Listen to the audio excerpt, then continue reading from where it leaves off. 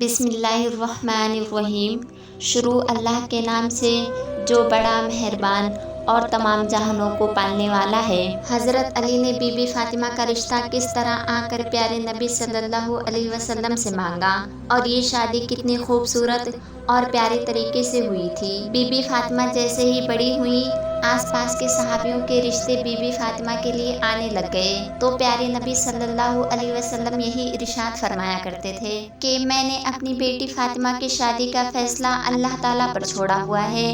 میری بیٹی کا رشتہ وہی کریں گے جو اللہ کو منظور ہوگا، وہی مجھے بھی منظور ہوگا۔ تو آپ انکار کر دیتے۔ ایک دن حضرت ابو بکر صدیق رضی اللہ تعالیٰ عنہ اور حضرت عمر رضی اللہ تعالیٰ عنہ مسجد نبوی میں تشریف لائے اور ایک دوسرے سے بات کرنے لگے۔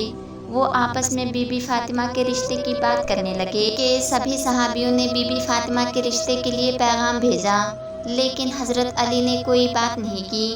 حضرت عمر فرمانے لگے کہ میرا خیال ہے کہ حضرت علی اپنی غریبی اور غربت کی وجہ سے کوئی بات نہیں کر رہے۔ اگر ان کے دل میں کوئی بات ہے اور اس کی وجہ سے انہوں نے رشتہ نہیں مانگا تو ہم حضرت علی کی مدد کریں گے۔ حضرت ابو بکر نے کہا کہ ہم حضرت علی سے بات کرتے ہیں، اگر وہ غربت کی وجہ سے انکار کر دیں گے تو ہم حضرت علی کی مدد کریں گے۔ اس طرح وہ مسجد نبوی سے بات کر کے اٹھے اور حضرت علی کی تلاش میں نکل پڑے۔ وہ صحابی حضرت علی کے پاس آئے اور فرمانے لگے، اے علی، پیارے نبی صلی اللہ علیہ وسلم کی بیٹی کے لیے قریش کے جوانوں کے رشتے آئے ہیں، لیکن پیارے نبی نے یہ کہہ کر انکار کر دیا کہ میں نے یہ فیصلہ اللہ کے اوپر چھوڑا ہوا ہے اور آپ نے ابھی تک کوئی پیغام نہیں بھیجا، اور آپ میں سب اچھی عادتیں ہیں اور آپ تو پیارے نبی صلی اللہ علیہ وسلم کے رشتہ دار بھی ہیں۔ حضرت عمر اور حضرت ابو بکر فرمانے لگے کہ ہمیں لگتا ہے کہ پیارے نبی صلی اللہ علیہ وسلم نے بی بی فاطمہ کے رشتے کا معاملہ آپ کی وجہ سے روکا ہوا ہے۔ یہ سن کر حضرت علی کی آنکھیں نم ہو گئیں اور کہنے لگے کہ مجھے رسول اللہ صلی اللہ علیہ وسلم کی بیٹی پسند ہے، میں ان سے شادی بھی کرنا چاہتا ہوں، لیکن میں اپنی غربت کی وجہ سے محمد صلی اللہ علیہ وسلم سے کوئی بات نہیں کر پاتا۔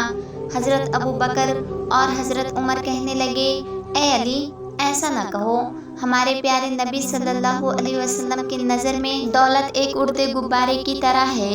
حضرت علی خاموش ہو کر گھر چلے گئے۔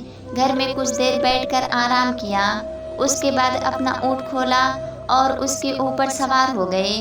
پیارے نبی صلی اللہ علیہ وسلم کے دروازے کے پاس آ کر دروازہ کھٹکھٹائے۔ اندر سے حضرت کلثوم کی آواز آئی اور کہنے لگی، دروازے پر کون ہے؟ کمرے سے پیارے نبی صلی اللہ علیہ وسلم نے آواز دی، اے کلثوم، یہ وہ ہیں جس کو اللہ بہت محبت کرتے ہیں اور یہ بھی اللہ تعالیٰ سے بہت محبت کرتے ہیں، یہ میرے بھائی ہیں، اٹھو اور دروازہ کھولو۔ حضرت کلثوم فرماتی ہیں کہ یہ بات سن کر میں اتنی تیزی سے اٹھی کہ میں اپنی چادر میں الجھنے لگی۔ انہوں نے دروازہ کھولا تو دیکھا کہ حضرت علی کھڑے ہوئے تھے۔ حضرت علی نے آ کر پیارے نبی صلی اللہ علیہ وسلم کو سلام پیش کیا اور پیارے نبی نے بھی سلام کا جواب دیا۔ سلام کر کے حضرت علی پیارے نبی کے سامنے بیٹھ گئے اور زمین کھودنے لگے۔ یہ دیکھ کر پیارے نبی صلی اللہ علیہ وسلم نے فرمایا، کوئی بات ہے جو تمہیں پریشان کر رہی ہے تو مجھے بتاؤ، میں تمہاری حاجت کو پوری کروں گا۔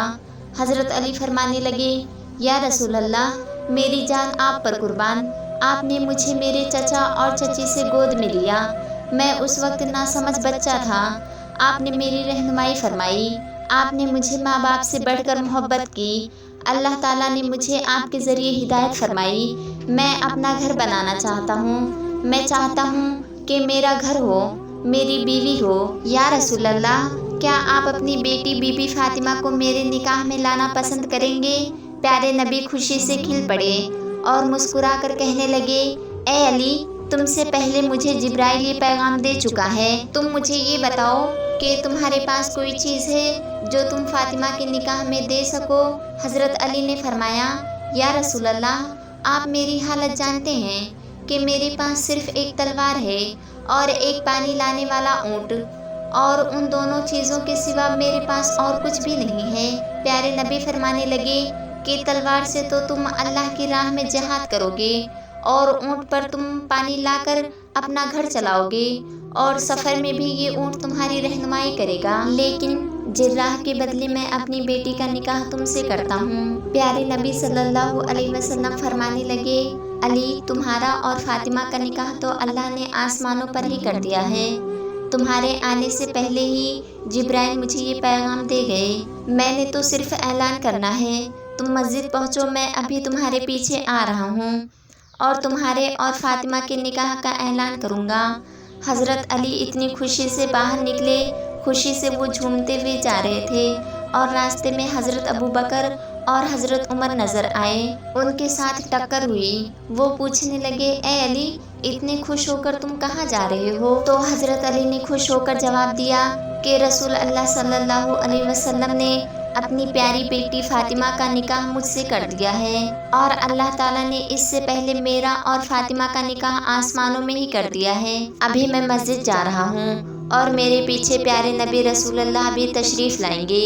वो दोनों ये सुनकर बहुत ही खुश हो गए और हज़रत अली को गले लगाकर मुबारकबाद दी। वो तीनों सहाबी मस्जिद में तशरीफ़ लाए। उनके पीछे रसूलुल्लाह भी तशरीफ़ लाए। प्यारे नबी सल्लल्लाहु अलैहि वसल्लम ने लोगों से कहा, मेरी बेटी फातिमा और हज़रत अली का निकाह अल्लाह ताला ने आसमानों में ही कर दिया है और मुझे भी हुक्म दिया है कि मैं भी नीचे निकाह कर दूं और सब लोगों में ऐलान कर दूं कि मैंने अपनी बेटी को हज़रत अली के निकाह में दिया है। इस तरह प्यारे नबी रसूलुल्लाह सल्लल्लाहु अलैहि वसल्लम ने हज़रत अली और बेटी बीबी फातिमा का निकाह वहाँ पढ़ दिया। उसके बाद प्यारे नबी ने फरमाया, ए अली, खड़े होकर खुतबा निकाह पढ़ो। हज़रत अली ने खड़े होकर ये खुतबा पढ़ा कि सब तारीफ़ें अल्लाह ही के लिए हैं, उनकी नियामत का शुक्र अदा करते हैं। मैं गवाही देता हूँ कि अल्लाह के सिवा कोई माबूद के लायक नहीं और मोहम्मद मुस्तफ़ा सल्लल्लाहु अलैहि वसल्लम अल्लाह के बंदे हैं और उसके रसूल हैं। आपने फरमाया, निकाह अल्लाह के हुक्म पर अमल है और आपने इसकी इजाज़त दी है। अल्लाह सरकारे दो आलम सल्लल्लाहु अलैहि वसल्लम ने अपनी बेटी बीबी फातिमा का निकाह मुझसे कर दिया है।